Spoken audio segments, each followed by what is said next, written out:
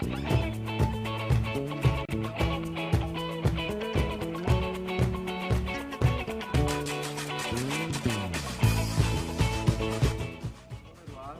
sou o Rafael, nós estamos aqui na Barra do Jucu, município de Vila Velha, mas exatamente aqui no Espera Maré.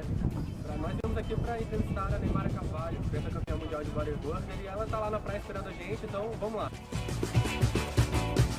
O alto do morro da Concha me sinto no céu e posso enxergar a menina Neymara, a princesa nativa na areia do mar. Pega de peixe no almoço, é pro dia começar. E a galera do surf mandou um recado, mandou te chamar. Como é bom te ver. A gente chegou a ter dificuldade pelo fato de ser mulher, para começar no esporte, não sei se tinha muito menino na água. Galera, agora sim, estamos aqui na praia com a Neymara Carvalho, pentacampeã mundial de bodyboarder. E vamos fazer algumas perguntinhas aqui. Então, vou começar. Como surgiu o interesse pelo esporte? Então, meus pais se mudaram aqui para Barra do Jucu, eu tinha 4 anos de idade. E aqui, qualquer criança, a diversão é a praia. Sim. Né? O playground da molecada é a praia, é o rio. Eu aprendi a nadar no rio, que faz fundos com a minha casa, o Rio Jucu. E depois eu descobri as ondas, descobri o lado da praia, através do meu irmão, que é surfista e é um pouquinho mais velho que eu. E assim, se apaixonou pelas ondas e eu só fui no caminho dele, assim. Foi por aí. E como foi seu primeiro campeonato? Com quantos anos você começou a competir mesmo? Então, aí aqui na Barra mesmo, eu conheci 2 atletas que já participavam de competições, as irmãs Righetti, a Emanuele e Viviane Righetti, e a mãe dela tinha uma surf shop na época. Me viram surfar, a gente ficou super amiga, surfava junto e me chamaram para a primeira competição, que foi, gente, eu não lembro a data, mas eu tinha cerca de 13 anos, assim, e eu fiquei em 4º lugar no primeiro campeonato. Não. E aí me contaminei, né? Adorei a sensação de competir, de brigar, de ter que entrar com tempo na água. Eu nunca tinha participado, então gostei muito. Pô, no primeiro campeonato, já com 13 anos, ficou em 4º lugar. Aí depois disso, você lembra qual foi o seu primeiro título? Depois, assim, você tinha 13 anos. Então, aí com 14 eu já competi o circuito estadual. Eu não comecei com a categoria iniciante, que é de prática, quando você compete pela primeira vez, você entrar no iniciante, porque mesmo eu estreando, né, nas competições, eu já tinha um nível de categoria amadora. Sim. Aí eu já entrei direto no amador e disputei todo o circuito, mas nesse ano eu não fui campeã. Eu fiquei entre as 4 melhores ali, disputando na íntegra, né? Fiquei em 2º, ganhei uma etapa, mas nada de grande expressividade. Eu acho que o meu melhor resultado foi quando passou o circuito brasileiro, na época, aqui pelo Espírito Santo, lá em Jacaraípe, e eu obtive a 5ª colocação, eu fui destaque capixaba do circuito brasileiro. Aí sim eu tive uma aparição, né, e um resultado expressivo, e comecei a pensar em querer competir fora, aquela coisa toda. Pô, que legal. E quando começaram a surgir ofertas de patrocínio? Foi logo no início? Na verdade, patrocínio sempre foi a maior dificuldade da minha carreira. Independente dos títulos, independente do momento de vitória que eu pudesse estar vivendo. Mas assim, sempre contei com muitos amigos. Meus pais, eles tiveram durante muitos anos um restaurante. E ali circulava sempre muita gente. Então, eu estava sempre pedindo apoio, né? Sempre pedindo apoio. Ou ia para as lojinhas lá da Glória, passava, mostrava o jornal que eu tinha vencido, que tinha saído no jornal para buscar patrocínio. E depois dessa expressão que eu tive no brasileiro aqui, a Aviação Itapemirim foi a primeira que me patrocinou com salário, com as passagens para o resto do circuito. Até passagem internacional, que eu fui a primeira vez para o Havaí através da Aviação Itapemirim. Então, assim, graças a Deus eu dei muita sorte nos apoios necessários nas horas certas também, apesar das dificuldades. Legal, é que a gente deu uma lida e viu que, acho que em 2015, você estava precisando de patrocínio para ir para Portugal, não é isso? E a gente fica pensando, né, você, pentacampeã mundial, ainda precisa de um apoio devido, né? Então, imagina quem está começando, né, agora e tal, a gente vê que o patrocínio é mesmo importante para tudo acontecer, né? Eu falo que, assim, demorei 8 anos, isso já lá tentando buscar um título mundial. No circuito mundial eu demorei 8 anos para obter o meu primeiro título. Justamente por falta por falta de patrocínio, por falta da estabilidade que um patrocínio gera. Porque assim que eu obtive meus melhores patrocínios da carreira, que foram Chocolates Garoto e Banesp junto, eu deslanchei também nas colocações finais e fui campeã, invicta, sabe? Fiz meus melhores resultados. Então tá muito atrelado à condição que você viaja também, porque viajar tendo que ganhar o campeonato para pagar o hotel, para pagar a viagem, é um peso que nenhum atleta deveria participar, né? Correr com esse peso. Mas é a realidade do esporte. Então, assim, muitas vezes eu fui pelo meu sonho e é claro que a gente esbarra em dificuldades e a gente tem que lutar na competição e também por essas dificuldades. Mas eu não, sabe, eu acho que tudo valeu a pena. Sim, então a gente vê que o patrocínio é necessário, né? É necessário. E é muito importante. E uma coisa também do patrocínio, às vezes o empresário acha que pagar a passagem já é o patrocínio. Sim. Um atleta profissional, ele precisa viver pro esporte, então ele tem que bancar o custeio da tua própria vida, sabe? Sim. Então você tem custos particulares que não envolvem em si o treinamento de uma academia, de você estar comprando equipamentos, de você estar se alimentando bem, que tem um custo, mas você tem as outras coisas diárias que você tem que pagar, uma luz, Sim, a gasolina do carro, então você tem que ganhar um salário compatível a você pagar todo o seu custeio de treinamento e viagens e tudo, mas também a sua vida particular, para você se dedicar a isso. E muitas vezes os patrocínios não entendem que tem que ter essa parte, então fica muito difícil. Sim, entendo. E quando o esporte deixou de ser só diversão e passou a ser profissão também? Porque só diversão, eu imagino que sempre foi pra você, né? Diversão, estar no mar. Quando a gente, assim, eu faço o que eu gosto há muitos anos, né? Eu sou uma privilegiada de poder ter me tornado uma profissão no meu lazer, na coisa que eu gostava quando criança e que eu fiz tornar uma profissão pra mim. Nem todo mundo tem esse privilégio, né? Às vezes você tem que trabalhar numa coisa que você não gosta tanto, mas por sobrevivência. E eu acho que desde pequenininha eu queria muito ser campeã, eu queria muito bater recordes, eu sonhava muito com isso. Então, eu desde pequena, instintivamente, eu aprendi a ter uma postura profissional para conquistar os meus sonhos, entendeu? Então, eu digo que profissional é aquele que ganha dinheiro com a sua profissão, mas você tem que ter uma atitude prévia de profissional para você chegar nesse nível. Então, graças a Deus eu consegui, através de muitos amigos sempre, de muitas ajudas de pessoas importantes, que a gente não chega a lugar nenhum, né, sozinho. Mas a postura veio antes de achar que já era uma profissional, Sim. entendeu? E você tem ou teve referências femininas, Tive, assim, claro. mesmo? Quando eu comecei, existiam as Irmãs Nogueira, que nos anos 90 elas foram muito famosas, sabe? A Rede Globo exibia campeonatos de bodyboard, sempre elas ganhavam, então eu queria ser como elas, são cariocas. Cheguei a disputar um título mundial com a Mariana Nogueira, que são Isabela e Mariana Nogueira.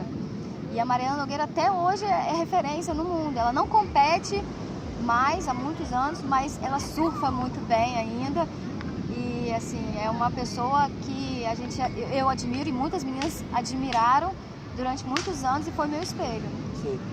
E você chegou a ter dificuldade pelo fato de ser mulher para começar no esporte? Não sei se tinha muito menino na água, te zoavam, pô. Não, assim, aqui na Barra, como meu irmão já surfava, eu já chegava com um guarda-costas ali, ó, Neymar e o irmão dela e tal, mas nem. Então, assim, e todo mundo era amigo, sabe? Uhum. Era um grupo de amigos que resolveu surfar e um puxava o outro. Então não tinha essa descriminalização, né? Essa descriminalização. Sim. Mas por ser a única menina, às vezes os caras falavam assim, fica em pé na prancha, porque eram muito mais surfistas do que bodyboard. Mas eu acho que era mais de zoeira, assim, nunca... Nada demais, assim, não. Nunca um preconceito muito grave, muito forte, que fizesse recordar até hoje, assim, sabe? Mas você já sofreu algum fora da água também, assim? Às vezes, por exemplo, quando eu passei uma temporada no Rio, porque aqui todo mundo respira um pouco esse esporte, né? Então não gera muito. eu passei uma temporada no Rio, aí eu tinha que atravessar uma avenida para ir pra praia. E como eu já ia surfar, eu já ia com a prancha e roupa de borracha, né? Aí o pessoal gritava, vai trabalhar, entendeu? Vai arrumar um trabalho. E tipo, aquilo era o meu trabalho. Eu tava no Rio para treinar pro Mundial, aluguei um flatzinho para poder treinar exatamente para a etapa do Mundial, que eu vinha vencer depois. Então, era tudo parte de uma meta que eu queria conquistar. Então, nossa, mas eu ficava com ódio. Eu falava, tem que trabalhar, isso é meu trabalho. Eu gritava de volta assim, mas besteira, entendeu? O pessoal Nada não grave. levava a sério, né? Muita gente não leva. É isso que eu ia falar, isso acontece até hoje em qualquer esporte. No futebol também. Eu falo assim, vida boa, ficar lá boiando dentro d'água, mas vai com chuva pra praia, entendeu? Vai competir no mar gelado, que você sai da água congelado, você não consegue fazer isso aqui, ó. Você, entendeu? Fica Japão, Portugal, Chile, é super gelado. As pessoas não acreditam, ninguém toma banho assim, igual a gente toma aqui. Porque não dá. E a gente tá lá competindo. Você chegou a competir em Nazaré, não chegou lá em Portugal? Pô, pelo que a gente sabe, Nazaré, as ondas são gigantes. Então, pô, esse pessoal que fica falando, fala pra ir lá e encarar uma onda dessa de Nazaré. Não dá, né? É forte. Vou te falar, lá, os caras que surfam de towing, né, que são o surf rebocado, eles estão lá com máscara de oxigênio, né? O jet ski, qualquer coisa que acontece, o cara já tá ali te salvando. Agora vai entrar na remada na competição. Não tem nem jet ski pra salvar a gente, porque o jet ski não entra na arrebentação, ele fica lá fora. Então é difícil de qualquer maneira. No Havaí, que é fundo de pedra também. Mas é legal. A parte do assédio mesmo, você já chegou a sentir alguma coisa? Parte dos homens, enfim, quando você ia entrar na água, quando você saía da água? Essa palavra assédio eu acho um pouco pesada, tem muita azaração, né? Sim. Aí acho que mais pra esse lado mais light, assim, mais leve, porque a gente eu ficava muito tempo dentro d'água e acaba que você conhece as pessoas também dentro d'água, entre uma onda e outra, oi, sim, tal. Sim. E aí, vai fazer o que hoje e tal? Então rola azaração, mas assédio é uma coisa mais pesada. Sim. É assim, eu nunca sofri, mas já ouvi histórias de patrocinadores com atletas, entendeu? Fizer isso e tal. Mas aí é uma coisa pesada, vai de cada, entendeu? Eu nunca, graças a Deus. Mas dentro d'água rola azaração. E qual a sua visão das mulheres no bodyboarder, assim, no geral? Como elas estão representadas hoje? Então, hoje o Brasil está bem representado por uma grande atleta, que é a Isabela Souza. Ela é tetracampeã mundial, é o cearense, mas assim, a gente não tem mais, a renovação do esporte está fraca. Então eu continuo na ativa para de alguma forma tentar incentivar outras meninas, sabe, para as meninas poderem ter contato mais de perto, porque eu sei que eu represento toda a minha geração e a geração delas, que eu estou ali com elas ainda. Então, o meu papel hoje dentro do circuito, que eu ainda estou competindo, é de manter o esporte, sabe, sendo divulgado, tentando trabalhar onde eu vou, as escolinhas nos lugares. No Chile a gente faz palestra, no Japão eu fiz uma escolinha lá quando eu fui. Então, eu tento promover, porque o interesse como um todo no esporte caiu bastante, entendeu? A gente não está tendo tantos campeonatos, então faz com que o interesse diminua um pouco. Ok, você disse que ainda está nativa, então. Você pretende competir em outro mundial, de repente? Então, eu pretendo. No ano passado eu fiquei em sexto no ranking, mas eu não estava tão treinada assim. E esse ano eu acabei de vencer uma etapa, tem 2 semanas atrás no Rio. E essa vitória, o mar estava pequeno, ridículo, muito pequeno. Mas me deu um gás, assim, sabe, muito importante. Hoje eu sou a atleta mais experiente, para não falar de números de idade, sabe? De todas do circuito. Mas eu uso isso a meu favor, porque isso é mais experiência que eu tenho. Eu já viajei para alguns lugares, mas, assim, muitas vezes. Então eu sei onde o circuito vai passar, o tipo de onda que eu tenho que me preparar.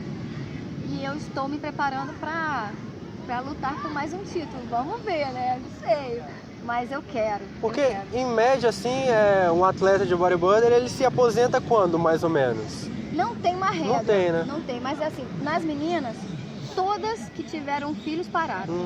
Eu fui a exceção à regra. Que eu fui bicampeã mundial, tive minha filha, depois eu fui né? No caso, penta, seguida. Então, eu fiz com que o nascimento dela me desse força para retornar à minha profissão, porque eu sempre encarei como profissão. Já algumas meninas, talvez, agora é o momento de parar, acabou com esse negócio de esporte, essa brincadeira e tal, não sei. Cada uma tem um porquê de ter parado. Mas eu amo o que eu faço, como eu falei no início. Minha filha já está praticando, então, sabe, é uma inspiração para ela eu estar competindo. Gosto de viajar, de estar tentando de alguma forma fazer com que o esporte cresça aqui, mas no Brasil e no mundo também. Então acho que eu vou ficar por mais alguns anos aí. Talvez vire até de geração para geração na sua família, né? Já que sua filha está competindo, você falou, né? É. Aí vai que a filha dela, sua neta também, possa competir. Que legal que seria. Eu ser técnica de todo mundo, Não é? adoro. Nós vimos até que você chegou a competir quando estava grávida também, né? Foi, Chegou a ganhar. competi até o 5º mês de gestação, mas assim, com acompanhamento médico, tudo com um cuidado. As pessoas se assustavam assim, porque não é todo atleta que continua com a sua atividade. Mas nós fizemos até uma matéria com a menina do vôlei, que estava grávida também na época, e nativa, não lembro o nome dela agora, mas assim, com o acompanhamento você pode. E aí o 5º mês eu parei, foi tranquilo. O 2º mês de vida dela eu já estava competindo de novo, viajando, e ela comigo, amamentando e competindo. E vamos embora, tem que trabalhar. E nós sabemos que você tem um projeto aqui na Barra, então você poderia falar um pouquinho dele, assim? Então, é um instituto, né, que leva o meu nome, Instituto Neymara Carvalho. Ele surgiu porque o Gordinho, que é como se fosse o meu pai do esporte, o cara que me levou para as competições fora, me ensinou muito, como um técnico foi para mim. Ele já tinha uma escolinha social e eu queria tentar profissionalizar essa escolinha. Então vamos criar, vamos fazer junto. E até hoje, desde 2006, se eu não me engano, 2006, existe o Instituto. Hoje a gente dá aulas quartas e sábados de graça e a gente espera por apoios, né? Sempre aquela situação de patrocínio, apoio, mas o intuito, a minha visão de dar aula para essas crianças é como se eu estivesse retornando para o esporte o que o esporte me deu, todas as alegrias, todas as vitórias, todos os países que eu pude conhecer através do esporte, porque com certeza se não fosse o esporte eu acho que eu nem teria saído da Barra, entendeu? Foi a minha válvula de escape realmente para o mundo, e então eu sou muito grata a Deus e ao esporte.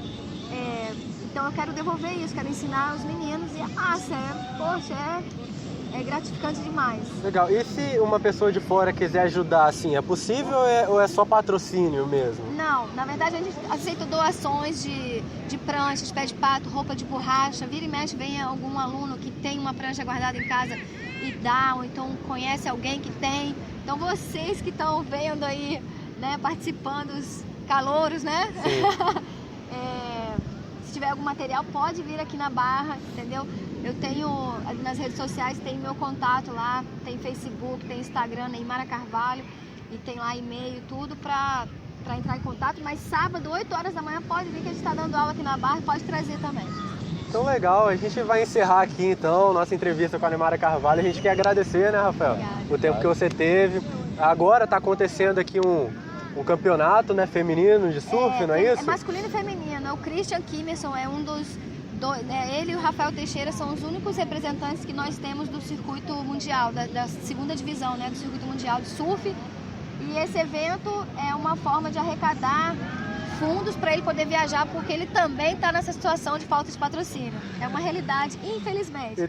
Então eu estava ali assistindo e vocês podem assistir um pouquinho. Então, pessoal, a gente viu aqui na entrevista que o principal problema do esporte ainda é o patrocínio, né? Estamos vendo aqui. E é isso, a gente queria agradecer de verdade o seu tempo, que você parou ali de ver o campeonato, né? Para atender a gente um pouquinho. Então, pô, obrigado de verdade, foi bem legal. Valeu, Okay? valeu, obrigada. Muito obrigado. Valeu.